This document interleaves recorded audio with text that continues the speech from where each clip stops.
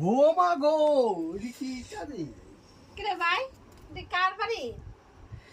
আমাদের বাড়ির কলা কে কে খাইবা হাত তোলো। কমেন্টে জানাইও। আমার দেই না। আমার কাঁচা কলা আছে, পাকা কলা আছে,